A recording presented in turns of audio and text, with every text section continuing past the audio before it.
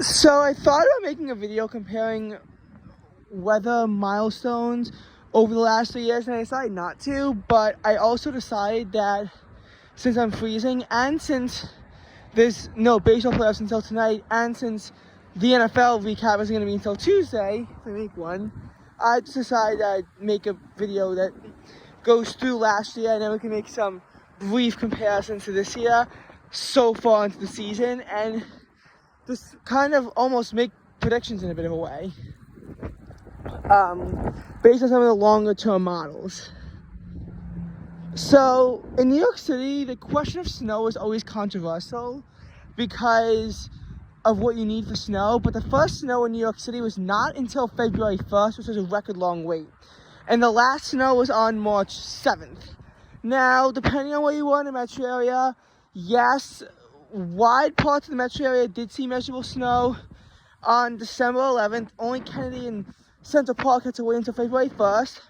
Yes, it is true that Newark and LaGuardia and Islip did see measurable snow on March 14th, and so did Kennedy for that matter. And yes, it is true that Bridgeport, their last measurable snow, was on February 28th. So it is really variable. The snowfall is very minimal this year, and while we can't predict for the future, especially for the end, the models are picking up that we will see some measurable snow in November. How much we see, that remains to be determined.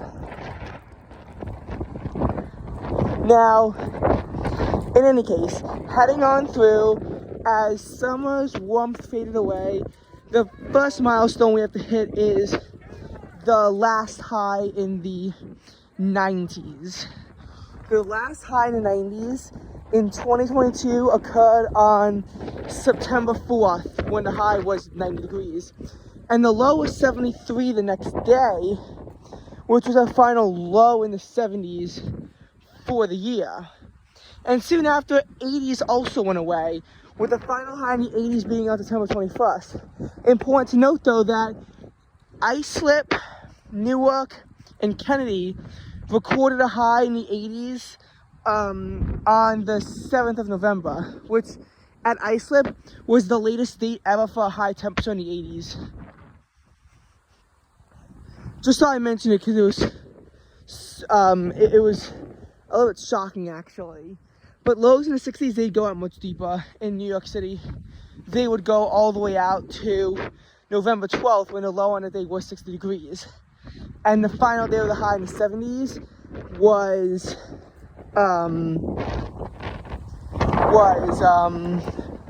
November 7th, when the high was 77 degrees.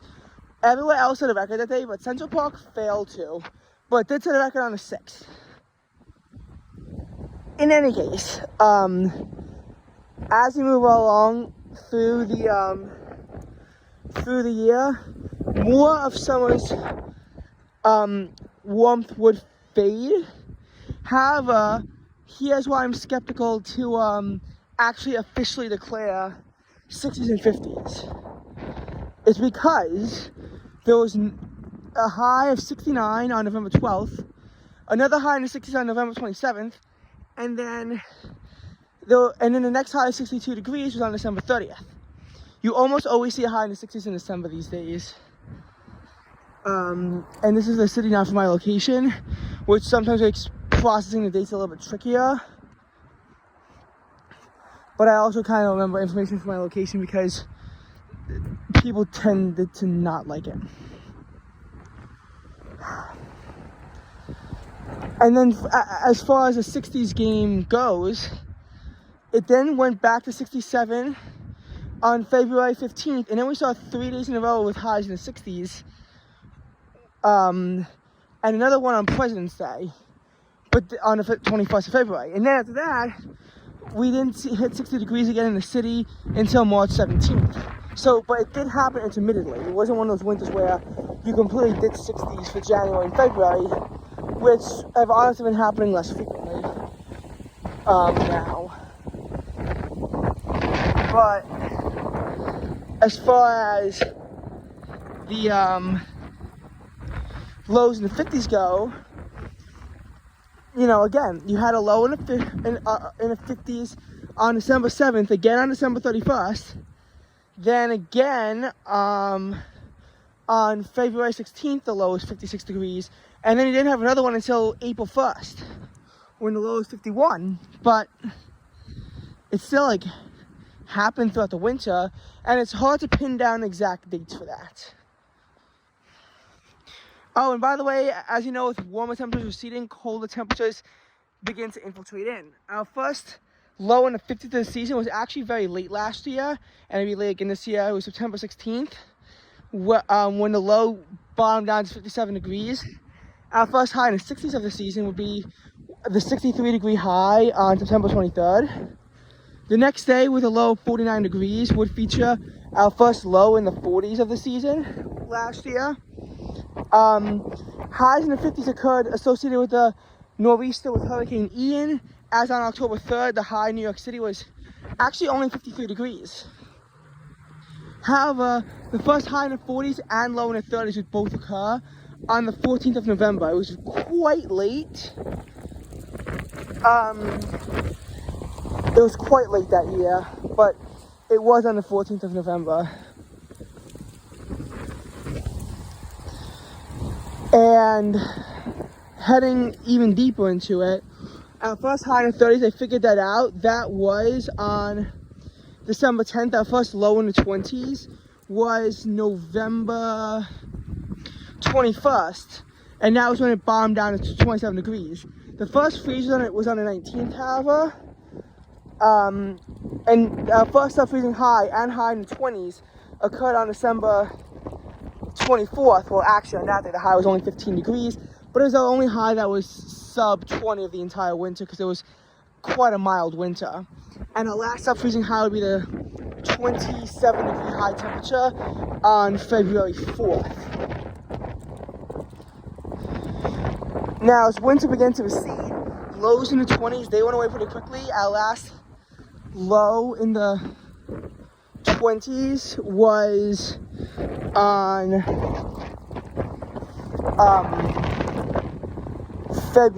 March 19th with a low of 29. The last sub-freezing low and high in the 40s was on March 30th. And yeah, that's very early. It's very rare. Sometimes May sees highs in the 40s, but it's very rare for April to not see a single high temperature in the 40s as winter began to recede from our area. Lows in the 30s, they officially went away on April 8th.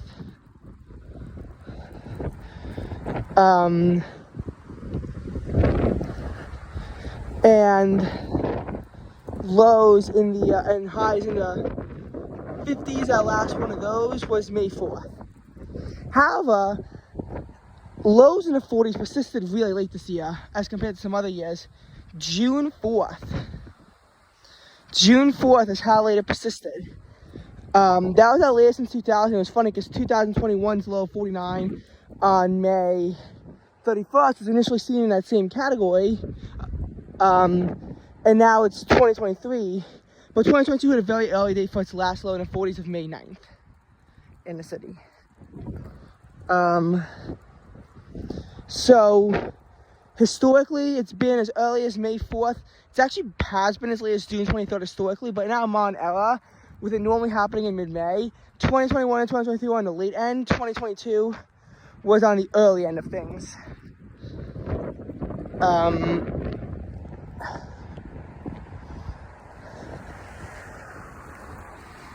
Now, as far as heading on into that, our last low in the 50s, that was actually quite early. That was June 10th.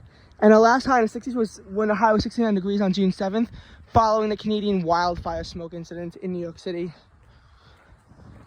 And of course, summer infiltrated quite quickly. High in the 70s already on February 16th. You had a high in the 70s.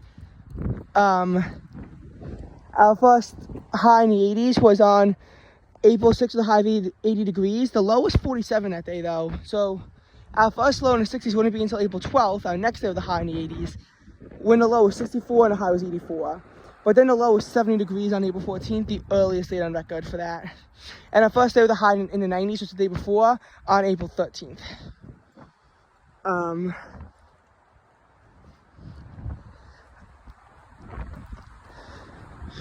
We wouldn't, you know, see any kind of this warmth in May. In May, all the highs were at best in the 80s and the lows were at best in the 60s. We saw more days with the lows of 60 plus and highs of 80 plus in April as compared to May. The gap between the months was actually smaller than usual.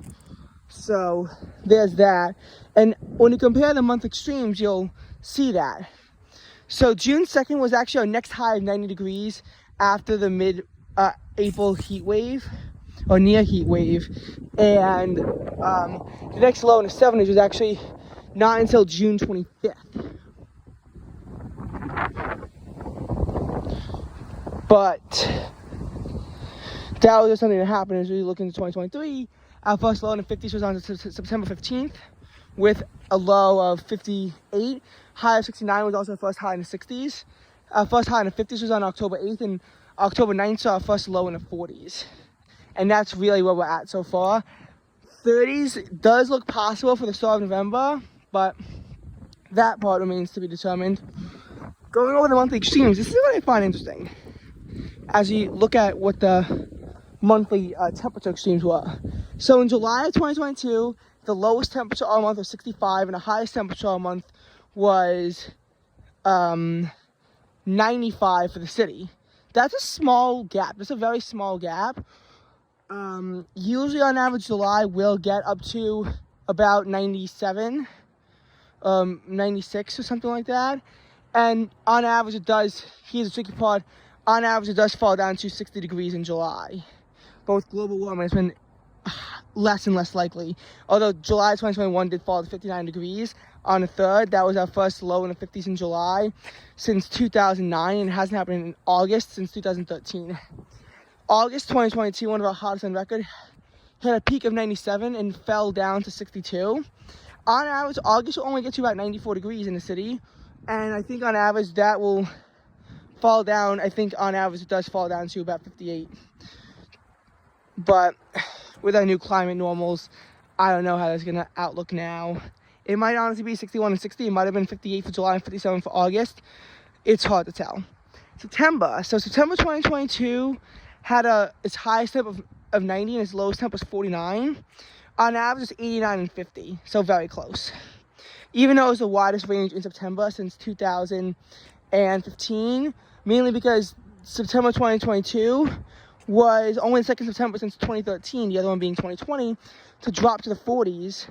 But when it happened in September 2022, the highest temperature that month was only 85 degrees.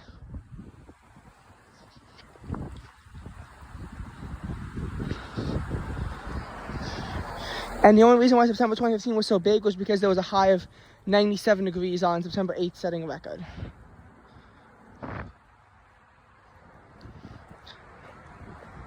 Now, October 2022 had a small range. Its highest temperature a month was 76, and its lowest temperature a month was 42. In November, it did hit 77 on the 7th, which should have been a heat record, but it wasn't. And the lowest temperature a month was 27. But what's also interesting is that the warmest low temperature in October was 61, whereas in November it was 66. And when the low was 66, that was a record. Or tied a record. But there was still tied for the second warmest low temperature in all of November. I normally don't highlight stuff like that. I just thought that that time it was important because of the rarity of it. Speaking of which, after that, December only hit 62, and it did feature its lowest temperature of 7 degrees. January was a very tight range, mainly because the lowest temperature of 28 was the mildest for any January record. Oh, and I forget the last high in the 30s in 2023. I think I did. That was March 14th, just in case you were wondering. In any case,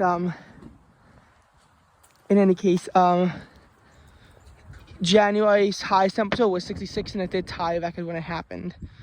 Now, as far as February goes, its highest temperature was 70, which wasn't a record, but the low of 56 was a daily record, and it was, I think, the second warmest low temperature in February on record. Some places saw the warmest February temperature on record, like Islip 71 and Bridgeport 68, and the low of 54 in LaGuardia was a monthly record. And yeah, but the lowest temperature in Central Park that month was 3 degrees, and which was the widest February range since 1961, because the temperature had a 67-degree differential in just that month, from 3 to 70. And March was supposed to be much smaller. It only hit 29 as its coldest, but only rise to 63 at its warmest, colder than both January and February. March was actually only a degree warmer than January, one of the smallest ranges on record. Differences, although there were 13 years in which March was colder than January, most recently in 1960.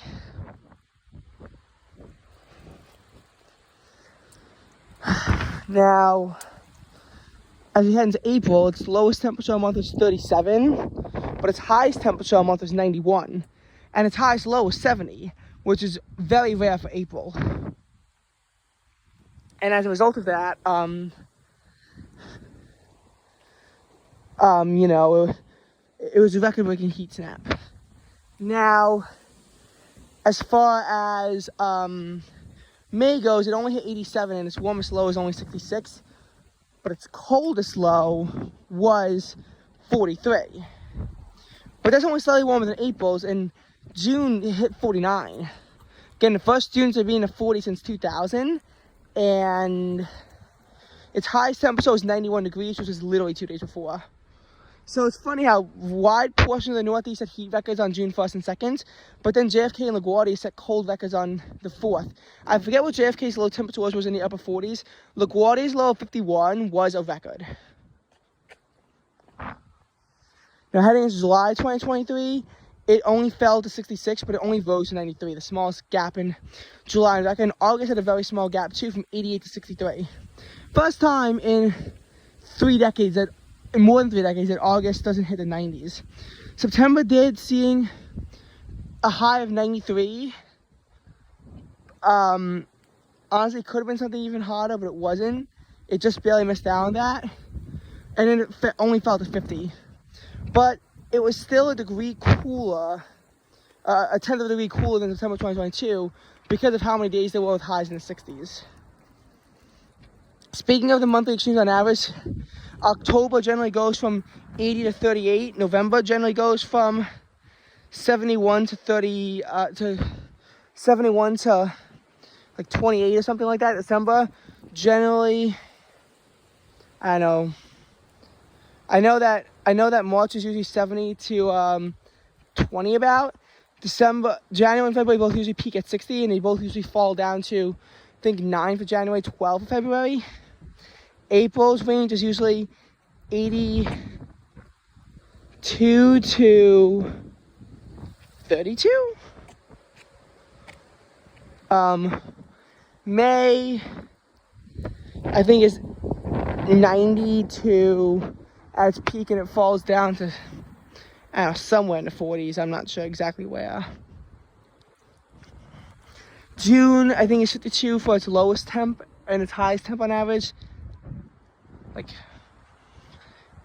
93 or something, I don't know.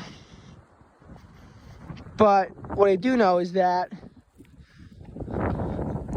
in October, it's almost certain our highest temp will be 83, but our lowest temp has yet to be seen. So far, it's only been 48 degrees, but I widely suspect it's going to get lower.